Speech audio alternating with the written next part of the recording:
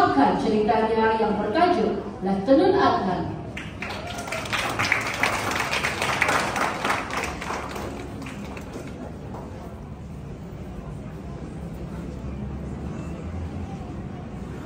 Terima kasih Tuan Pengerusi Majlis, Barisan Hakim yang arif lagi bijaksana, penjaga masa yang setia dengan jam randiknya, guru-guru dan hadirin sekalian. Selamat pagi dan salam sejahtera saya ucapkan kepada semua. Salam perkenalan dari saya yang petah bercerita ini. Kisah Lieutenant Adnan menjadi tajuk cerita saya pada pagi yang indah ini. Oleh itu, besarlah harapan saya agar semua yang ada di sini pasang telinga dan mengambil iktibar daripada cerita yang saya sampaikan. Kedatangan Jepun ke tanah Melayu amat meresahkan rakyat. Tentera Jepun suka menindas rakyat jelata. Tentera Jepun bertindak sewenang-wenangnya. Rakyat negara ini hidup sengsara. Semangat untuk menentang Jepun mula menjiwai setiap rakyat. Adnan Saidi, anak kelahiran Kajang ini, tidak terkecuali. Beliau telah menyertai Angkatan Tentera dan berjaya ditauliakan sebagai Lieutenant dalam Brigade pertama Askar Melayu. Lieutenant Adnan telah diminta bertugas di Bukit Candu, tetapi dalam masa yang sama, Pasir Panjang juga di bawah tanggungjawabnya. Sarjan Arsyad mencadangkan agar mereka mempertahankan satu tempat saja. Namun, atas kebijaksanaan Lieutenant Adnan, mereka perlu mempertahankan Bukit Candu kerana kawasan tersebut merupakan kawasan yang penting. Pihak British mahu mempertahankan Bukit Candu kerana di sebalik bukit tersebut ada kilang candu kepunyaan Inggeris. Atas arahan Lieutenant Adnan, maka penduduk kampung bergotong royong untuk membina kubu pertahanan di Bukit Candu. Pada suatu hari, beliau mengatai pasukannya menentang Jepun di Pasir Panjang, Singapura.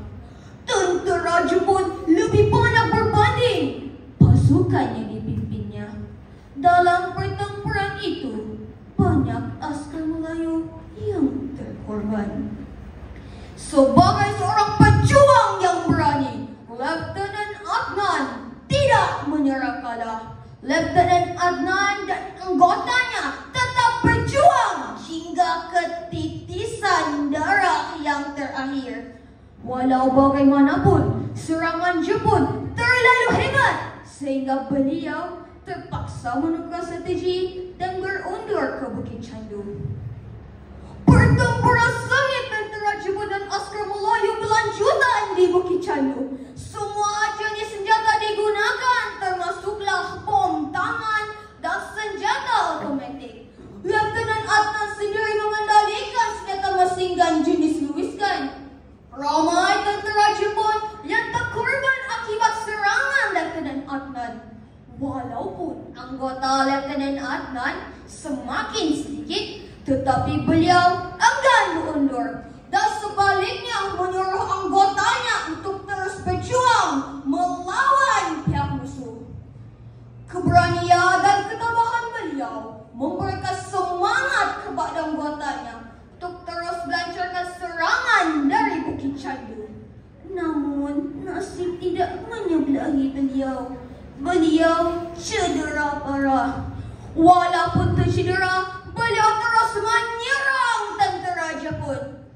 Alang-alang mandi biar basah. Alang-alang berjuang biarlah sampai ke titisan darah yang terakhir. Beliau juga berpegang teguh pada patah pepatah Melayu.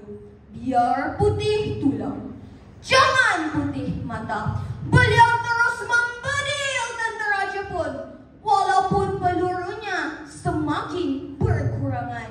beberapa orang askar Jepun mati hasil daripada tembakan beliau. Akhirnya, Lieutenant Adnan pasrah.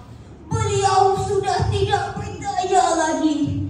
Darah di tubuhnya mengalir membasahi bumi.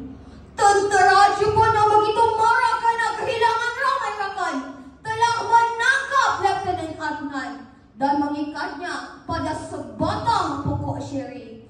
Beliau ditembak bertubi-tubi. Keadaan dirinya amat menyayat hati.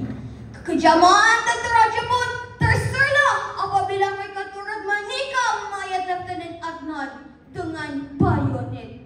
Sungguh kejam perbuatan tentera Jepun terhadap perwira negara kita pada ketika itu. 2 hari selepas pertempuran di Bukit Chandu dan setelah askar British menyerah kalah, beberapa orang penduduk kampung yang tinggal berhampiran dengan Bukit Chandu telah memanjat bukit tersebut. Mereka menjumpai sebuah banglo, lalu memasukinya. Di sana terlihat berpuluh-puluh mayat askar Melayu bergelimpangan dan berlumuran darah. Ada yang putus lehernya dan ada pula yang terburai perutnya akibat tikaman dan tetakan senjata tajam. Kemudian penduduk kampung mengumpulkan mayat-mayat askar Melayu lalu menghubungikannya. Begitulah kisah menyayat hati tentang seorang pejuang yang sanggup menggadai nyawa demi membebaskan negara daripada cengkaman musuh. Gugurnya pahlawan yang mempunyai jati diri ini sukar dicari ganti. Apabila disebut saja nama Lieutenant Adnan, seluruh rakyat Malaysia dapat membayangkan keparitan dan kesengsaraan yang dialaminya ketika menentang penjajah. Kita patut mempunyai semangat patriotik. Jasa Lieutenant Adnan akan terus diabadikan dalam sejarah. Oleh itu kawan-kawan, kita sebagai rakyat Malaysia seharusnya mempunyai semangat juang yang tinggi seperti Lieutenant Adnan dalam mempertahankan negara.